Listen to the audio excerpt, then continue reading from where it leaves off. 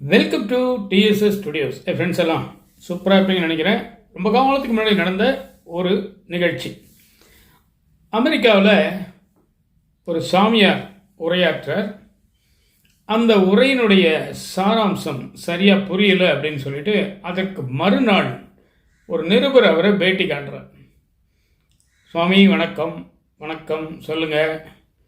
எனக்கு ஒரு சந்தேகம். நேற்று நீங்கள் பேசுனதில் ஒரு சின்ன குழப்பம், அதுக்கு விளக்கம் தர முடியுமா? சொல்லுங்கள், என்ன வேணும்? நீங்கள் இந்த தொடர்பு அப்படின்னு ஒன்று சொன்னீங்க, இணைப்பு அப்படின்னு ஒன்று சொன்னீங்க. ரெண்டுக்கும் என்ன வித்தியாசம்னு எனக்கு புரியவே இல்லை. ரெண்டும் ஒன்றே மாதிரி தான் இருக்குது எனக்கு. நீங்கள் அதை வேறு மாதிரி சொன்ன மாதிரி ஞாபகம் அப்படின்னு. அப்படிங்களா? சரி. நீங்கள் நியூயார்க்கில் இருக்கீங்க இல்லையா? ஆமாங்க, நான் நியூயார்க்கில் இருக்கேன். உங்கள் வீட்டில் எத்தனை பேர் இருக்காங்க அப்படின்னு கேட்டுகிட்டே வராரு. ஒவ்வொரு கேள்வியாக கேட்குறாரு. இவர் டென்ஷன் ஆகிடுறாரு. யார்? நிருபர். நான் பேட்டி எடுக்க வந்தேன்னா நீ பேட்டி எடுக்க வந்தியான்னு தெரியலையே, இப்போ நீ என்ன கேள்வி கேட்குறியே அப்படின்னு இவர் கொஞ்சம் டென்ஷனாக இருக்கார். அப்போ அவர் கேட்குறாரு, சுவாமி இல்லை நான் கேட்குறதுக்கெல்லாம் பதில் சொன்னீங்கன்னா நீங்கள் கேட்டதுக்கு விடை கிடச்சிரும் அப்படிங்கிற மாதிரி சொல்கிறார். சரி, என்ன பண்ணுறது, சாமியிட்ட வந்து பேசியாச்சு மாட்டியாச்சுன்ற மாதிரி அவர் ஒத்துக்கிறார். உங்கள் வீட்டில் யார் யார் இருக்காங்க? எங்கள் அப்பா இருக்காங்க, அம்மா இல்லை. 3 பிரதர்ஸு, ஒரு சிஸ்டர். எல்லாருக்கும் கல்யாணம் ஆயிடுச்சு. அவங்கவுங்க ஒரு இடத்துல தனித்தனியாக இருக்கும். அப்பா மட்டும் என் கூட இருக்கார். சார், கடைசியாக உங்கள் அப்பாட்ட எப்போ நீங்கள் பேசுனீங்கன்னு சொல்ல முடியுமா? டாடா என்னடா இந்த ஆள் அப்படின்னு ஒரு மாதம் இருக்கலாம் அப்படின்னு இழுக்கிறாரு. அவருக்கே தெரியல. ஓ, 1 மாதம் ஆச்சுங்களா? சரி சரி. உங்கள் பிரதர்ஸ் சிஸ்டர்ஸ் எல்லாம் ஏதாவது ஒரு பீரியாடிக்கலாக ஒரு டைம் ஃபிக்ஸ் பண்ணி கூடி பேசுகிறது உண்டா? ஒருத்தர் வீட்டுக்கு ஒருத்தர் போய் வந்து இருக்கிறது உண்டா? ஏதாவது கல்யாணம் விசேஷம்னா மீட் பண்ணுவோம். பிரத்யேகமாக போய் வந்த மாதிரி எனக்கு தெரியல. ஓ, அப்படிங்களா? சரி. இப்படியே அவர் சில கேள்விகளை கேட்டுகிட்டே இருக்கார். அதிலிருந்து கிடைக்கக்கூடிய பதில் எப்படி வருது அப்படின்னா, வயதான அப்பா, மனைவி இழந்தவர், தனியாக வீட்டில் இருக்கார். அவர் நம்ம எப்படி ட்ரீட் பண்ணணும்? 2-3 வேளை சோறு போட்டால் போதுமா? அவர் கூட இன்ட்ராக்ட் பண்ணிகிட்டே இருக்கணும், பேசிக்கிட்டே இருக்கணும். சம்மந்தம் இருக்கோ இல்லையோ பேச்சு கொடுத்துக்கிட்டே இருக்கணும்.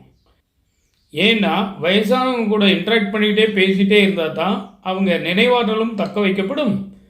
அவங்களுடைய வீர தீர பிரதாபங்களை உற்சாகமாக சொல்லுவாங்க. நீங்கள் வந்து உங்கள் அப்பா கூட தொடர்பில் இருக்கீங்க, ஆனால் இணைப்பில் இல்லை அப்படிங்கிறார். அப்போ தான் இவருக்கு லேசாக பொறி தட்டுது. ஓஹோ, தொடர்பு வேறு இணைப்பு வேறு போல் தெரியுதே அப்படின்னு. அதே மாதிரி கேட்குறாரு, உங்கள் பிரதர்ஸ் சிஸ்டர்ஸ் எல்லாரும் குறிப்பிட்ட காலத்தில் கூடி பேசி சிரித்து மகிழ்ந்து உண்டு உறங்கி ஒன்றும் பண்ணலை. ஆனால் உங்களுக்கு 3 பிரதர்ஸ், ஒரு சிஸ்டர், ஒரு அப்பா, அம்மா தவறிட்டாங்க. இந்த தொடர்புகள் உங்களுக்கு இருக்குது, ஆனால் இணைப்பு இல்லை. ஏன் அப்படின்னா, ஒரு இடத்திலே சேர்ந்து வாழும் பொழுது ஏற்படுவது தொடர்பு. இது வந்து அப்பா அம்மானு கிடையாது. ஒரு வீட்டில் 4 பேர் இருந்தால் 4 பேரும் தொடர்பில் இருக்காங்கன்னு அர்த்தம். நாம் சந்திக்கிறவங்க, கூட இருக்கிறவங்க, சற்று நேரம் பிரயாணம் பண்ணுறவங்க, வீட்டிலேயே அடைஞ்சு கிடக்கிறவங்க, இவங்கெல்லாம் தொடர்பில் மட்டும் இருக்காங்க. இணைப்புங்கிறது வந்து இதயமும் சேர்ந்தால் மட்டுமே இணைப்பு வரும் அப்படிங்கிறார். அதாவது அடையடே அப்பா தனியாக இருக்காரே, நம்மளுடைய டைட் ஷெட்யூலில் ஒரு 10 நிமிஷம் ஒதுக்குவோம். என்னப்பா சாப்பிட்டீங்களா? என்ன சாப்பிட்டீங்க? பிடிச்சதா உங்களுக்கு? என் மனைவி செய்கிறதுல ஏதாவது மாற்றம்னா சொல்லுங்கள், பண்ணிடலாம். உங்களுக்கு காரம் பிடிக்குமே, அவள் போட மாட்டாளே, கொஞ்சம் போட சொல்லவா? இப்படி தான் கேட்கணும். உனக்கு நான் வந்து ஏரோப்ளைன் வாங்கி தரட்டுமா, ரயில் வாங்கி தரட்டுமா, 2-3 கார் வாங்கி? தேவையில்லை.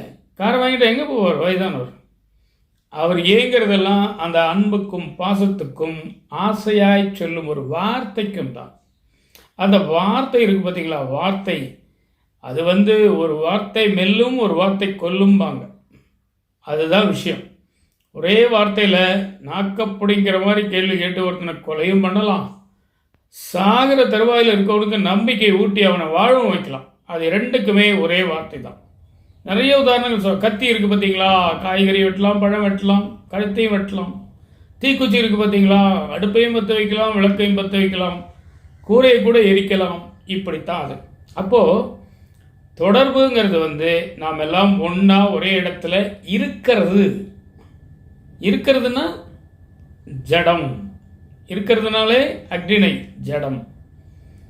இணைப்புங்கிறது நாம் ஒருவரோடு ஒருவர் கலந்து உறவாடி பேசி மகிழ்ந்து சிரித்து அடித்து கிள்ளி எல்லாமே அதில் இணைப்பில் தான் வரும். உரிமை இருந்தால் தான் ஒருத்தர் அடிக்க முடியும், கிள்ள முடியும், ஒரு அறிவுரை சொல்ல முடியும், அது செய்கிறாங்களான்னு ஃபாலோ பண்ண முடியும், ஐயோ செய்யலேன்னு ஆதங்கப்படும். எல்லாத்துக்கும் இணைப்பு, இதையும் இணைவதுதான் இணைப்பு. சும்மா ஜடங்கள் மாதிரி நாம் நடமாடிக்கொண்டிருப்பது தொடர்பு. சரிங்களா?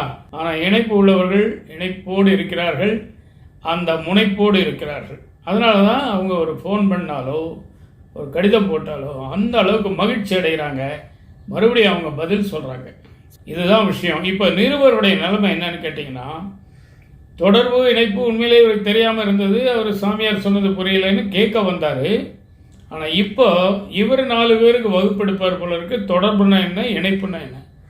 நீங்கள் உங்களை கேட்டுக்கங்க, நீங்கள் தொடர்பில் இருக்கீங்களா இணைப்பில் இருக்கீங்களா? உங்கள் கையில் தான் இருக்கு. அது சரி, அந்த சுவாமி யாருன்னு தெரியுமா உங்களுக்கு? அவர்தான் வீரத்துறவி விவேகானந்தர். பார்த்தீங்களா? ஒரு விவேகானந்தர் வீரத்துறவி, திருமணமாகாத சன்னியாசி, சாமியார். ஆனால் அவர் குடும்ப உறவுகளை பற்றி எவ்வளோ தெளிவாக சொல்கிறார் பார்த்தீங்களா? இணைப்பு இன்றியமையாதது, தொடர்பு தேவையற்றது. சரிங்களா? இனிமேல் நீங்கள் தொடர்பாக இணைப்பான்னு முடிவு பண்ணிக்கோங்க, அது உங்கள் இஷ்டம். இதான் இன்றைக்கி விஷயம். நிச்சயமாக இந்த விஷயம் உங்களுக்கு பிடிச்சிருக்கும், புரிஞ்சிருக்கும்னு நம்புகிறேன். உங்கள் கருத்துக்களை எதிர்பார்க்குறேன். மீண்டும் அடுத்த எபிசோட சந்திப்போமா?